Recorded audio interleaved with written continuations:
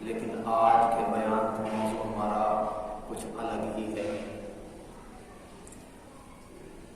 اور وہ موضوع ہے کلمہ کی حقیقت۔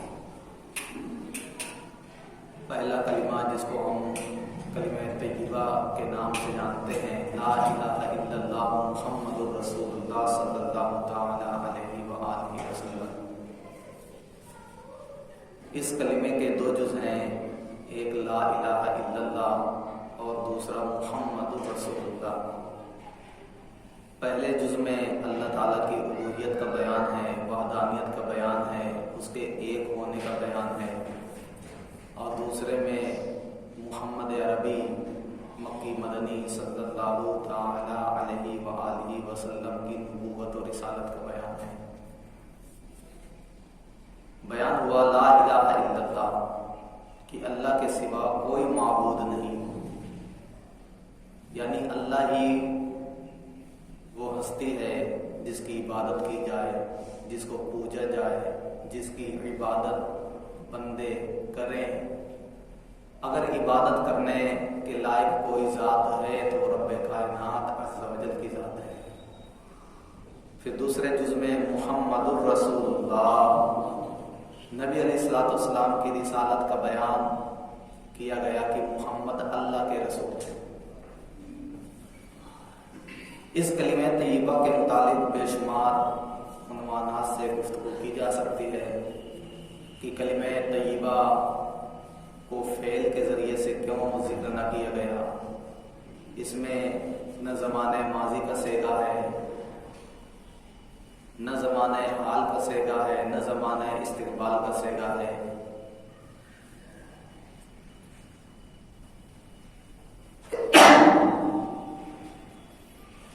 کیونکہ جو جملے بنتے ہیں ان کی دو قسمیں ہیں، ایک جملے اسمیہ، دوسرا جملے فعلیہ۔ تو کلمہ طیبہ کو جملے فعلیہ کے ذریعے سے کیوں نہ بیان کیا گیا، جملے اسمیہ کے ذریعے سے بیان کیا گیا؟ ایک تو یہ موضوع کا عنوان ہے، دوسرا یہ ہے کہ لا الہ الا اللہ محمد الرسول اللہ۔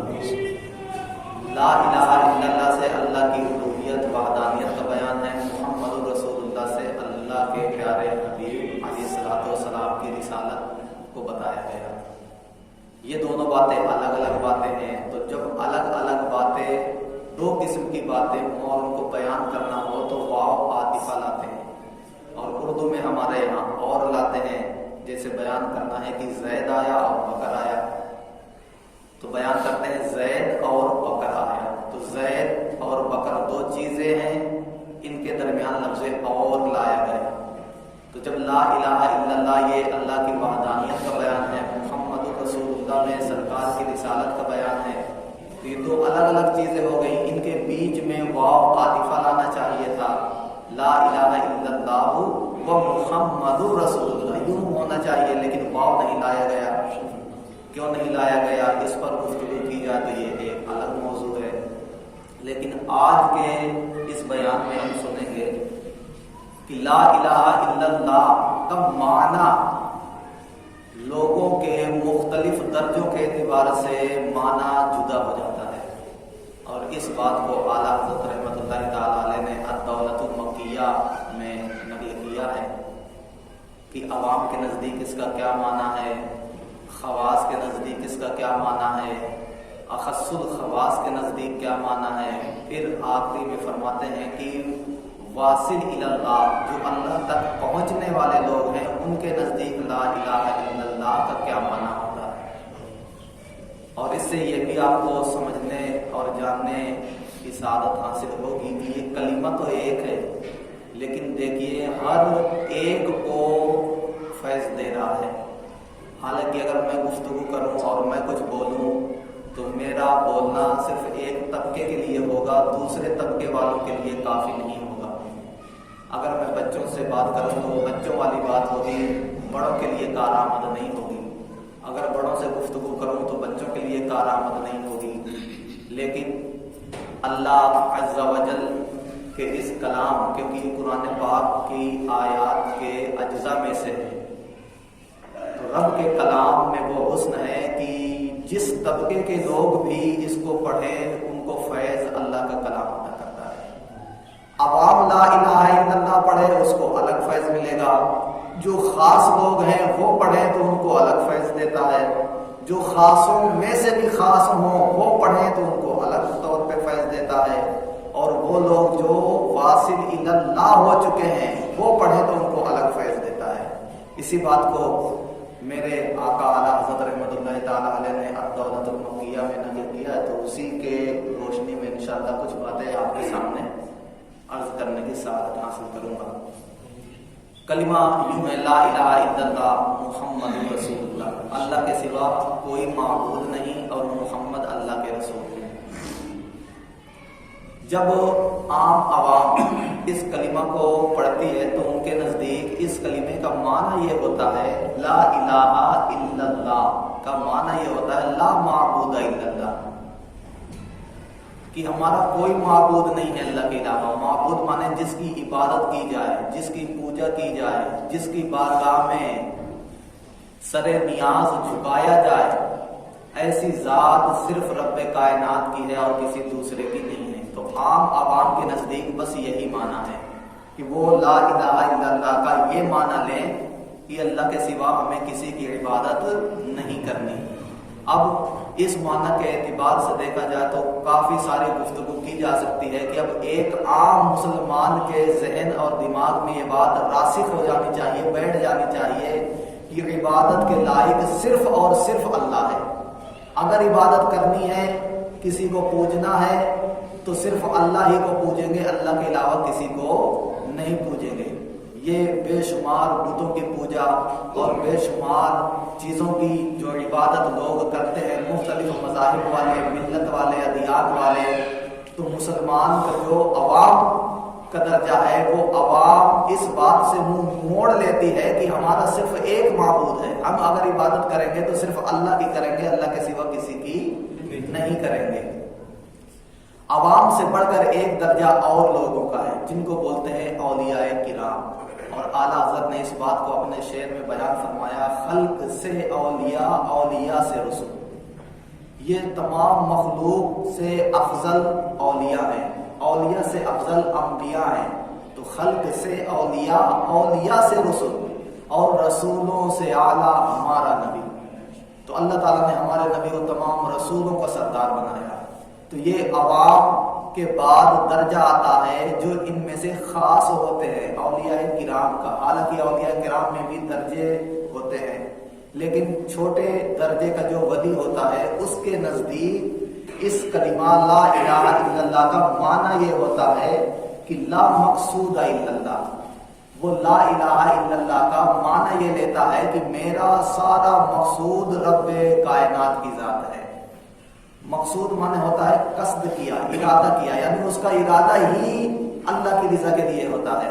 وہ کچھ بھی کام کر رہا ہوتا ہے نا، اس کام کرنے میں اس کی نیت، اس کا ارادہ اور اس کی سوچ اور اس کی فکر یہ ہوتی ہے کہ میں یہ اللہ کے لیے کر رہا ہوں، اللہ کے لیے کر رہا ہوں۔ ہر دنیا کی چیز اور ہر فعل جو بھی وہ سر انجام دیتا ہے تو اللہ کے لیے دیتا ہے۔ تو جو جس کی یہ کیفیت بن جائے کہ کمانا بھی ہے تو اللہ کے لیے، عبادت کرنی بھی ہے تو اللہ کے لیے، سونا بھی ہے تو اللہ کے لیے، جاگنا بھی ہے تو اللہ کے لیے، اٹھنا بھی ہے تو اللہ کے لیے، کھانا بھی ہے تو اللہ کے لیے، پینا بھی ہے تو اللہ کے لیے، جب اس کا مقصود رب کائنات کی ذات بن جاتی ہے تو وہ خاص لوگوں میں آ جاتا ہے۔ ہم دیکھیں کھاتے ہیں تو اپنے پیٹ بھرنے کے لیے، مقصود رب کی رضا نہیں ہوتی، لہذا ہم عوام میں ابھی ہیں۔ اگر ہمیں آگے بڑھنا ہے، عوام سے آگے خاص لوگوں میں اپنا شمار کروانا ہے تو پھر ہمیں کرنا پڑے گا کہ ہر کام رب کائنات کی رضا کے لیے ہو، اللہ کی رضا کے لیے ہو، مقصود رب کی رضا ہو۔ ہمارا کھانا بھی ہو تو رب کی رضا کے لیے کھانا، کہ اگر یہ کھانا کھاؤں گا طاقت ملے گی تو رب کی عبادت کروں گا۔ اگر میں کسی سے ملاقات کر رہا ہوں رب کی رضا ہو، جیسے کہ وہ حدیث پاک میں آیا، ایک شخص تھا، اس نے سنا فلاں بستی میں اللہ کا کوئی ولی ہے، وہ اپنے گھر سے نکلا اور سوچا کہ میں اس سے ملاقات کرنے جاؤں گا۔ راستے میں فرشتے ملے، کہاں کا ارادہ ہے، کہا فلاں بستی کا ارادہ ہے، کس سے ملاقات کرنے جا رہے ہو، فلاں سے ملاقات کرنے جا رہا ہوں۔ کیا اس شخص سے ملاقات کرنے میں تمہاری کوئی توقعات، دنیا کی خواہشات وابستہ ہے، دنیا کے کام کے لیے جا رہے ہو؟ اس نے کہا نہ، میں تو صرف اللہ کی رضا کے لیے جا رہا ہوں، اللہ کی رضا کے لیے جا رہا ہوں۔ تو دیکھو ملاقات بھی کرنا ہے تو رب کی رضا کے لیے، تو پھر اس کے لیے بشارت دی گئی کہ رب کائنات نے تیری مغفرت فرما دی. اور جب ایسا بندہ اپنے گھر سے قدم اٹھاتا ہے تو ہر قدم کے بدلے میں رب کائنات اس کو ثواب عطا فرماتا ہے، نیکی عطا فرماتا ہے.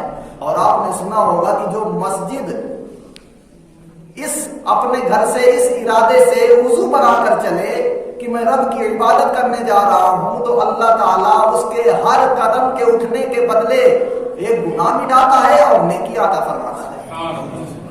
تو یہ چلنا جب اللہ کے لیے ہو جائے تو اللہ تعالیٰ اس میں برکتیں ڈال دیتا ہے، رحمتیں ڈال دیتا ہے، اس کو نیکیاں اور ثواب عطا فرماتا ہے. تو جو خاص لوگ ہوتے ہیں ان کا ہر فعل، ان کا ہر کام، ان کا ہر عمل کس کے لیے ہوتا ہے؟ اللہ کے لیے ہوتا ہے. سونا بھی ہے اللہ کے لیے، جاگنا بھی ہے اللہ کے لیے، لوگوں سے ملاقات کرنا ہے اللہ کے لیے، بات چیت کرنا ہے اللہ کے لیے، زبان کھولنی ہے اللہ کی رضا کے لیے. تو جب مقصود رب کائنات کی ذات ہو جاتی ہے تو وہ بندہ عوام کے درجے سے اٹھ کر خاص کے درجے میں آ جاتا ہے. پھر اس کا لا الہ الا اللہ کا معنی اس کے نزدیک ہو جاتا ہے لا مقصود الا اللہ، کہ میرا مقصود ہی اللہ ہے. تو جب بندہ یہ اللہ کا ہو جاتا ہے تو پھر وہ بخاری شریف اور مسلم شریف کی حدیث بھی آپ نے شاید سنی ہوگی کہ نبی اکرم صلی اللہ تعالی علیہ وسلم نے ارشاد فرمایا کہ جب بندہ نفل پڑھتا ہے، پڑھتے پڑھتے پڑھتے پڑھتے اللہ کے قریب ہو جاتا ہے تو پھر اللہ اس کا ہاتھ بن جاتا ہے جس سے وہ پکڑتا ہے، اللہ اس کی زبان بن جاتا ہے جس سے وہ بولتا ہے، اللہ اس کے قدم بن جاتا ہے جس سے وہ چلتا ہے. تو رب کائنات اس کو اتنے ساری قوتیں، طاقتیں، برکتیں، رحمتیں عطا فرما دیتا ہے کہ بولتا تو لگتا ہے وہ ہے لیکن اس کی زبان سے رب کائنات کا کلام ہوتا ہے. ہاتھ تو اس کا ہوتا ہے لیکن اصل میں رب کائنات کی قوت اس میں کار فرما ہوتی ہے. تو پیارا محترم اسلام بھائیو، اگر ہمیں عوام کے درجے سے، ہم کہتے ہیں نا آپ کوئی کسی کے پاس چھوٹی نوکری ہو تو سوچتا ہے بڑی نوکری مل جائے، اور کامیابی کی دلیل بھی ہے، کامیابی کی دلیل بھی ہے کہ بندہ اس وقت جس جگہ میں ہے نا اسی جگہ میں چپک کے نہ رہے. کوئی مزدوری کر رہا ہے، لیبر گیری کر رہا ہے تو یہ نہ سوچے مجھے زندگی بھر لیبر گیری کرنا ہے، وہ آگے بڑھنے کی کوشش کرے، مجھے مستری بننا ہے، مجھے کاریگر بننا ہے. اگر کاریگر ہے تو وہ سوچے کہ میں انجینئر بن جاؤں، یعنی میں ٹھیکیدار بن جاؤں. ٹھیکیدار ہے تو وہ سوچے کہ میں اور بڑی پوسٹ میں چلا جاؤں. یہ ہے کامیابی اور ہر شخص یہ چاہتا ہے. اور جو اپنے اسی درجے میں قائم رہتا ہے صاحب نہیں میں تو چوزا ہوں، نہیں میں آگے نہیں بڑھ سکتا، تو پھر وہ پیارے اور محترم اسلام بھائی زندگی بھر مزدوری کرتا کرتا مر جائے گا، ترقی اس کو نہیں ملے گی. تو جب تک بندہ یہ سوچتا ہے نہیں میں تو مرغی کا چوزا ہوں، میں کیسے اڑ پاؤں گا، تو اس کے اندر طاقت و قوت نہیں اجاگر ہو پاتی، نہ پیدا ہو پاتی ہے. جب وہ اپنے دل میں ہمت پیدا کرتا ہے، جوش اور جذبہ کو بیدار کرتا ہے، نہیں میں فضاؤں میں پرواز کروں گا، تو جب اس مرغی کے چوزے کو آپ اڑائیے تو تھوڑا تھوڑا اڑنے لگتا ہے، اور جب تک اس کو نہ اڑاؤ تو وہ ڈرتا رہتا ہے. تو پیاروں محترم اسلام بھائیو، ترقی یہ ہے کہ جس جگہ پر جس اسٹیج میں آج ہم ہیں کل اس اسٹیج اور اس منچ اور اس درجے میں نہ رہیں. اگر ترقی لینا ہے تو تھوڑا آگے بڑھیں، اور یہ ترقی صرف دنیا کے لیے نہ ہو، دنیا کے لیے نہ ہو بلکہ آخرت کے لیے بھی ہو، ایمان کے لیے بھی ہو، اسلام کے لیے بھی ہو کہ آج تو میں 5 نمازیں پڑھتا ہوں، چلو آگے چل کے میں تہجد بھی پڑھوں گا. اگر تہجد پڑھتا ہوں تو اپنے آپ کو آگے بڑھائیں. تو ہم لا الہ الا اللہ کا عوام کے نزدیک معنی ہے لا معبود الا اللہ.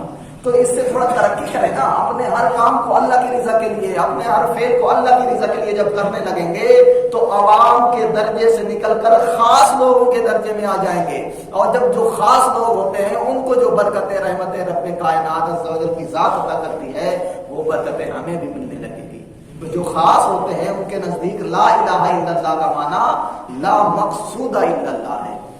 تیسرا درجہ اس سے بھی بڑا ہوتا ہے اور اس درجے کا نام ہے اخص الخواص، یعنی خاصوں میں سے بھی خاص لوگ، خاصوں میں سے بھی خاص لوگ. جیسے غوث اعظم ہیں کہ وہ ولی ہیں لیکن ولیوں کے سردار ہیں، خاصوں میں خاص ہے. ان کے نزدیک بھی یہ لا الہ الا اللہ کا معنی ہوتا ہے. اور وہ کیا ہوتا ہے؟ لا الہ الا اللہ کا معنی ان کے نزدیک ہوتا ہے لا مشہود الا اللہ. مشہود کا معنی ہوتا ہے کہ اللہ کے سوا کوئی حاضر ہے ہی نہیں. وہ جہاں جس طرف نگاہ اٹھاتے ہیں اللہ کی ذات ہی ان کو دکھائی دیتی ہے، اللہ کے انوار و تجلیات دکھائی دیتے ہیں. اگر وہ کسی انسان کو بھی دیکھتے ہیں نا تو وہ انسان کو نہیں دیکھتے، وہ رب کائنات کے جلووں کو دیکھتے ہیں. جب کیفیت بندے کی ایسی بن جاتی ہے تو وہ اخص الخواص کے درجے میں آ جاتا ہے، اس کو اللہ کے سوا کوئی کچھ دکھائی ہی نہیں دیتی. اگر وہ اس موبائل کو دیکھتا ہے تو اس میں بھی اللہ کی जो है कार फरमा और जलवे और आनाइयाँ उसको नजर आती हैं। अगर दुनिया की किसी भी चीज को देखे उसको अल्लाह के अनवार और तजल्लियात ही नजर आते हैं। जैसे कि एक बुजुर्ग के बारे में आता है, उन्होंने रोटी का एक टुकड़ा उठाया, जब रोटी का टुकड़ा उठाया तो उसमें नूर का तार नजर आया।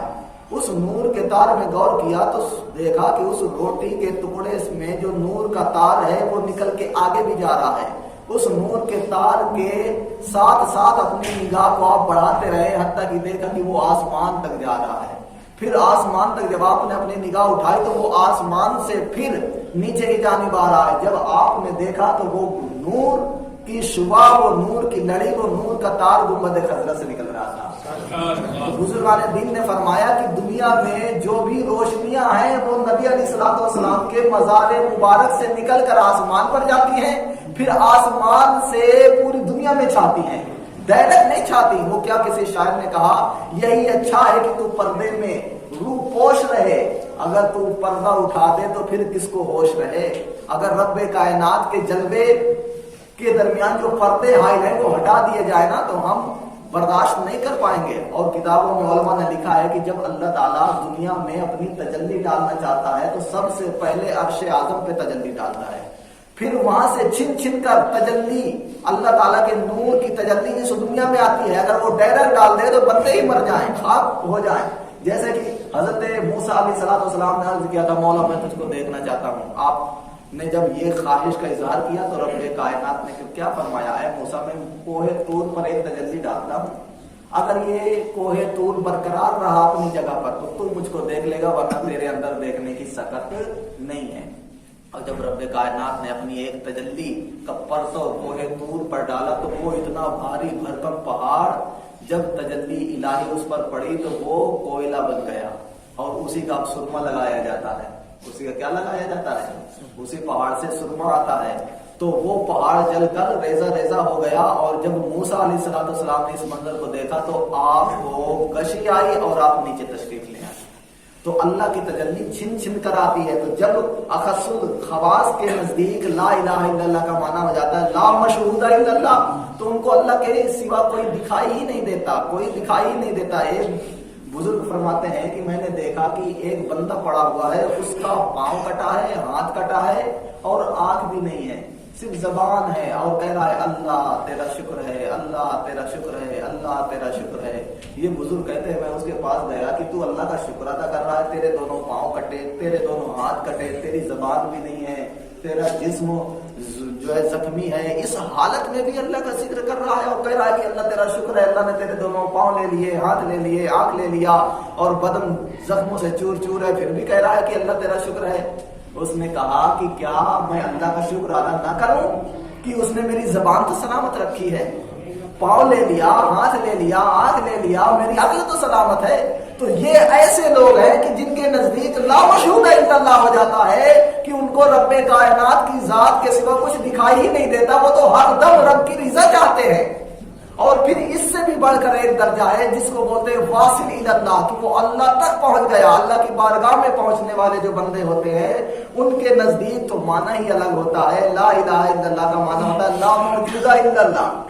इनके नजदीक तो था ला मशहूदा, जिधर वो आंखें उठाते हैं तो उन्हें रब्बे कायनात के जलवे दिखाई देते हैं, लेकिन इधर नहीं दिखाई देते, इधर दुनिया की चीजें हैं। लेकिन जब इस दर्जे को, आखिरी दर्जे को बंदा पहुंच जाता है तो उसके नजदीक ला मौजूदा इल्लल्लाह, यानी दुनिया में वो ये देखते हैं कि अल्लाह की जात के सिवा कोई चीज है ही नहीं, अल्लाह ही की जात है। जब इस दर्जे में पहुंच जाते हैं तो फिर वो बायजीद बिस्तामी बनते हैं। बायजीद बिस्तामी रहमतुल्लाह ताला अलैह जब अपने से बाहर हो जाते थे और अल्लाह की खुदी में जब अपने आप को खो दिया करते थे तो आपकी जबान से ये कलिमा निकलता सुबहानी, कि मेरे लिए पाकी है। मुरीदीन ने अर्ज किया हुजूर आप ये क्या कह रहे हैं, सुबहानी तो ये अल्लाह का कलाम है, अल्लाह के लिए पाकी है, आप तो खुद खुदाई का दावा कर रहे हैं। आपने फरमाया ये मैं नहीं कहता, ये वो कहता है जिसकी शान है ये। लोगों ने कहा हुजूर इसकी दलील बताइए। आपने फरमाया इसकी दलील ये है कि जब इस तरह का कलिमा मेरी जबान से सादिर हो तो तुम अपने हाथ पे खंजर लेकर बैठ जाना और जब ये कलिमा निकले तो मेरे जिस्म पे वार करना। उन्होंने कहा हुजूर ठीक है। हालत तारी हुई। जो मुरीदीन थे, आपके मुहिब्बीन थे, वो जल्दी जल्दी गए, खंजर ले आए, चाकू ले आए, और जब ये कलिमा निकला तो आपके जिस्म पर जो ही मारा खंजर, तो वो खंजर बायजीद बिस्तामी के जिस्म में नहीं लगा, उनके खुद जिस्म में लगा। जब बायजीद बिस्तामी रहमतुल्लाह ताला अलैह को इफाका हुआ, देखा कि सारे मुरीदीन घायल पड़े हैं, आपने कहा ये क्या हुआ? कहा हुजूर मार तो आपको रहे थे लेकिन लगा हमें। तो फरमाया कि ये वाली मंजिल है कि ला मौजूदा इल्लल्लाह। ये मैंने कहा नहीं था कि ये कलिमा मैं नहीं कहता, ये वो कहता है जो रब्बे कायनात, जिसकी शान है। जिस तरह मूसा अलैहिस्सलाम को एक दरख्त से आवाज आई थी, अनल्लाह, ऐ मूसा मैं तेरा रब हूं, चप्पल को उतार दे, तो क्या वो दरख्त रब बन गया? नहीं, अल्लाह ताला ने दरख्त के जरिए से अपना कलाम मूसा तक पहुंचाया। इसी तरह सुबहानी वाला कलिमा मेरी जबान से अल्लाह ने तुम तक पहुंचाया। तो जब बंदे की कैफियत ऐसी हो जाती है तो उसके नजदीक दुनिया में कोई चीज उसको नजर ही नहीं आती और सिर्फ अल्लाह ही नजर आता है। तो जब ऐसी कैफियत हो जाती है तो फिर बंदा वासिल अल्लाह हो जाता है। ये सारे मानी बयान करने के बाद आला हज़रत रहमतुल्लाह ताला अलैह बयान करते हैं कि पहले माना पर ईमान का दारोमदार है। अगर ये पहला माना दुरुस्त ना हुआ और ये माना जिसके नजदीक ला इलाहा इल्लल्लाह का ना हुआ, उसका ईमान नहीं होगा, वो काफिर हो जाएगा। क्यों? ला माबूद इल्लल्लाह, अगर अल्लाह को माबूद ना माने, किसी और को माबूद मान लेगा, वो काफिर हो जाएगा। तो पहले माने पे फरमाते हैं मदारे ईमान है, यानी ईमान का दारो मदार पहले माने में है। फिर फरमाते हैं दूसरे माने में मदारे सलाह है कि अगर कोई और दर्जा हासिल करना चाहता है वो दूसरे माना पर अमल करे। फिर फरमाते हैं कमाले सलूक, तरीकत की मंजिले कोई तय करना चाहता है तो मदारे सलूक तीसरे मानी पर है, यानी ला मशहूद इल्लल्लाह की कैफियत जब तक ला इलाहा इल्लल्लाह नहीं पैदा कर देती उसके अंदर, वो तरीकत में कामिल नहीं हो सकता। फिर फरमाते हैं मदारे उसूले इल्लल्लाह का 4 नंबर वाले माने में है कि अगर कोई अल्लाह तक पहुंचना चाहता है तो उसको ला इलाहा इल्लल्लाह का माना ला मौजूदा इल्लल्लाह करना पड़ेगा और इस मंजिल में उतरना पड़ेगा, तभी वो अल्लाह तक पहुंचेगा। वरना दावा तो बहुत लोग करते हैं कि हम अल्लाह तक पहुंचे हैं। जुनैद बगदादी ने फरमाया कि जो नमाज भी एक वक्त की न पढ़ता हो और अपने आप को वली होने का दावा करे तो वो वासिल इल्लल्लाह नहीं है, वो वासिल इला शैतान है। फरमाया वो अल्लाह का वली नहीं है, वो किसका वली होगा?